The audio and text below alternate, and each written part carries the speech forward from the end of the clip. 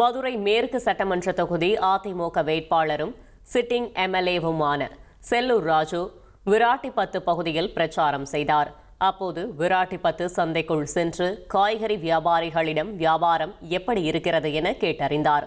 அவர்களிடம் இரட்டை இலை சின்னத்திற்கு வாக்களிக்குமாறு கேட்டுக்கொண்டார். மேலும் கடந்த 5 ஆண்டுகளில் விராட்டிப்பத்து பகுதிக்கு தான் செய்து கொடுத்த உள்கட்டமைப்பு வசதிகளை செல்லூர் ராஜு பட்டியலிட்டார். 7 லட்சம் ரூபாய் மதிப்பீட்டில் ஒரு பாலம் அமைத்து கொடுத்து நேரடியாக மக்கள் தாலுகா ஆபீஸ் சென்று வருவதற்கு வசதி செய்து கொடுத்தேன்.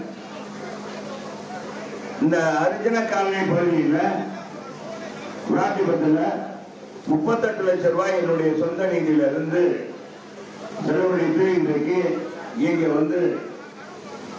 நம்ம பேவர் பிளாக் சாலை அனைத்து தெருக்களுக்கும் போட்டிருக்கோம்.